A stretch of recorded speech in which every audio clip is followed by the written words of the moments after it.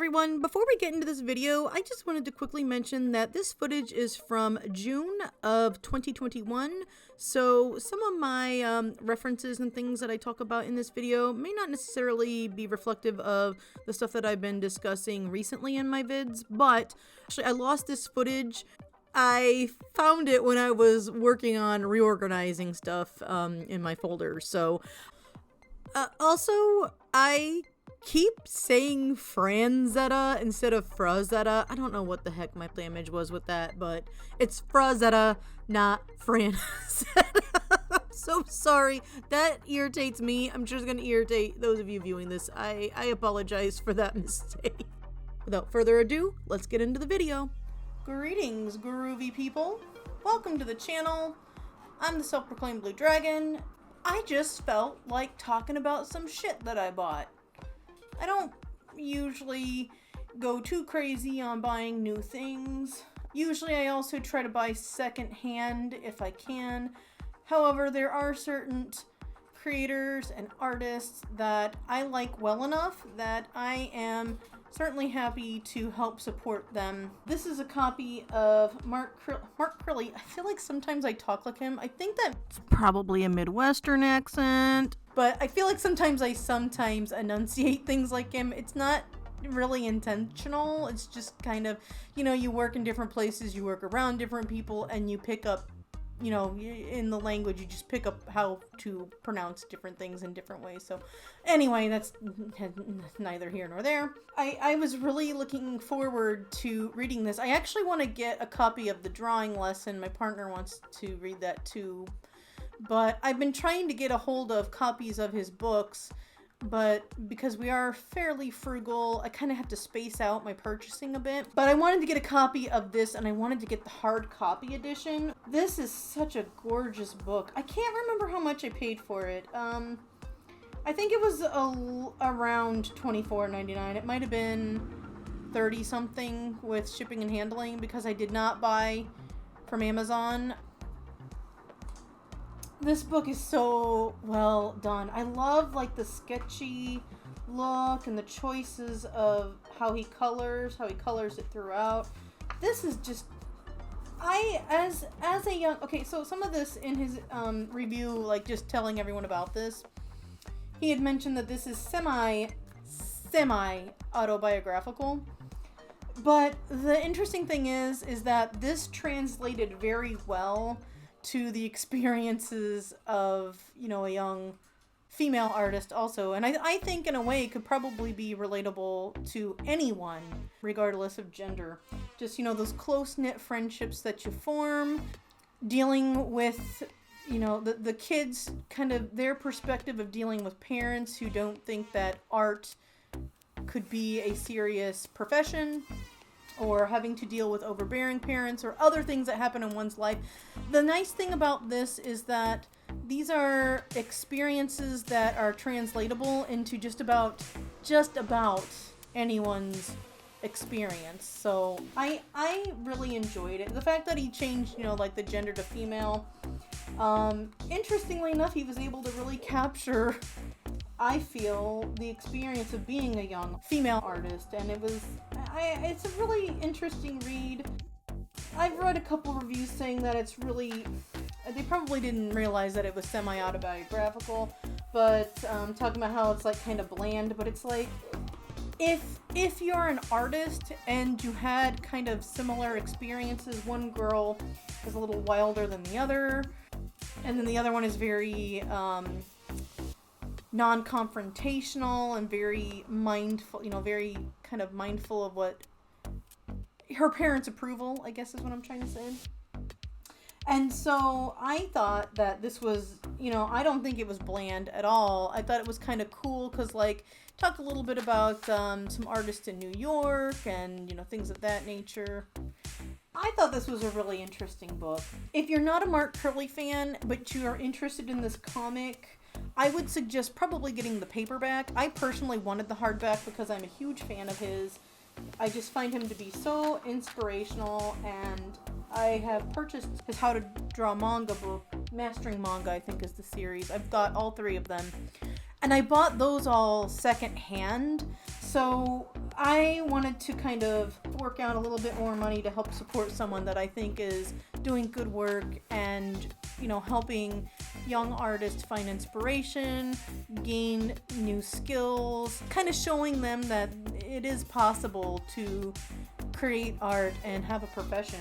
I like to support people like that are, I feel, a positive influence in the sphere of art, in the art community. So I thought this was a cute book.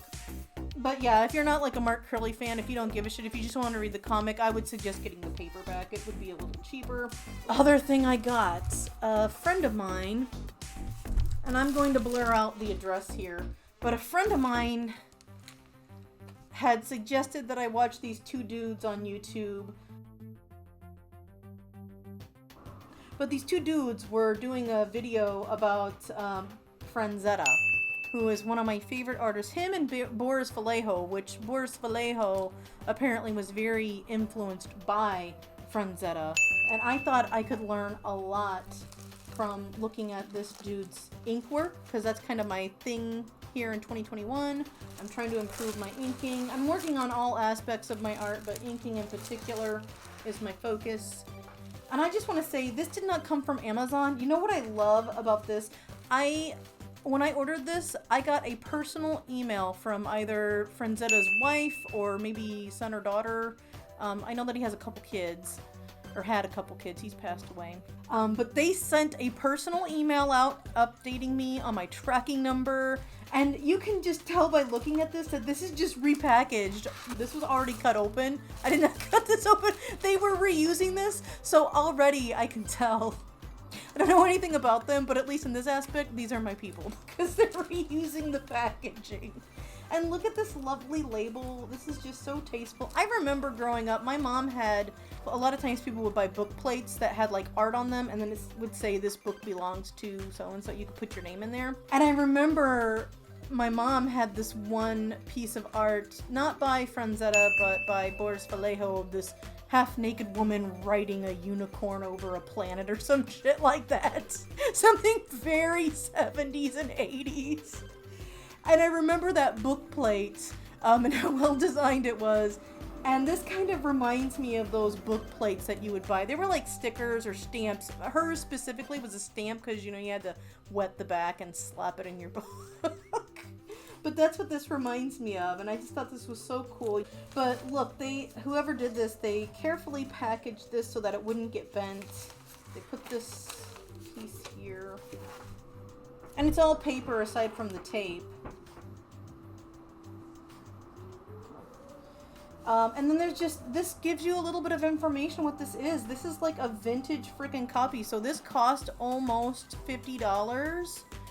With shipping and handling. All of that was included. And normally I don't like to spend that much money on something because I'm a cheap ass, but I felt this was worth it. I had no idea that this was vintage. They had this printed in the 70s apparently, and they tell you to be careful with the binding because it is such an old book. But oh my gosh, this is gorgeous. I've already opened it. I had to flip through it. If you are a person who does not mind nudity and doesn't give a shit about people being drawn half naked or whatever, his ink work, even like his sketches, just this person, you would know him by like a lot of the covers he's worked on. He's worked on a lot of movie covers. But he did a lot of Tarzan covers. This is probably why Mom liked him, because she loved Tarzan growing up. She read all those books. Vampira, is that her name? I'm not going to show all of this, obviously, but oh my god, there's like there's biographical information in here about the artist. He had been around for a long time. But you can just see, like, my goal with getting this, besides it being a bit of a guilty pleasure, is just to start studying like this hatching work. So like, remember earlier in the year, if you guys watch my channel at all, if you've watched any of those videos, this is an instructive book that I'm gonna do my review on this it's already amazing, but just because of time, I've been a little bogged down. So this is what I'm doing to like actually practice, but this is for helping me with like inspiration, gathering information from a variety of different artists in hopes of improving. So that's part of why I got this book. Now I'm not gonna, but like, look at the Lord of the Rings image. Oh, I love it. And actually Frazetta, if I'm not mistaken, I think he actually helped with some of the design for one of the Lord of the Rings. If it was Bakshi's, I think he worked with Bakshi, and that might be why he has a lot of these Lord of the Rings themed and Hobbit themed images. There's quite a few, but I'm not going to show it all. But just look at this use of like the is that negative space to help emphasize what's inside, and just it just looks, even like if you look at something at the very beginning of the book, this is inked. Look at how much motion and how much information is conveyed with so few lines. It's almost like a contour sketch, but it's still got enough detail that like there's so much, it's just very tasteful. This is, I've already looked through this once. I'm probably going to look through it again. This is so 70s. Just how they used to shove giant pictures of people on the back. I know there's other books that do that too. Oh, but yeah, Conan. Oh my god, Mom was a huge fan of Conan too. Oh my god. But yeah, he did a lot of these covers. I don't want to show too much more. Oh god, Clint Eastwood. But yeah, like the sketches. This is another one with very minimal inking. I mean, obviously for the hair there's some, but very careful with his line work. So cool. And then look at the use of the blocking. Oh my god, this is just amazing. So I want to, yeah.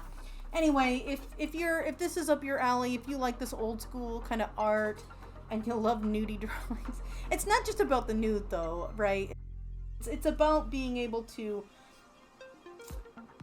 carefully convey an image or an outline or a figure using minimal lines, or if you want to be more detailed, using even more lines. It's just, this person was like a master at his craft. There's a lot of them, just like I feel Alfonso Dunn. This guy, his quality of work is also, he's a master at his field, I feel.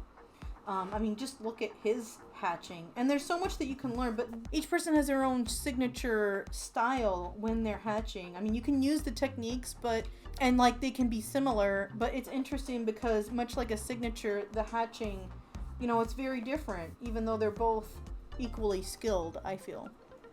So anyway, that's just what I wanted to talk about in this video. I just wanted to show off some fancy art books that I got, because I don't usually buy a lot of shit, and so that's what I did this week. Have I applied any of this? You can take a look at my comic, my free webcomic, Dark Horse. Links down in the description. Check it out and see if I have been improving with my inking from like the first act to the last act. Not at all trying to get people to just go and read my comic. Anyway, thank you all. Peace and love. Fare you well. And keep on trucking.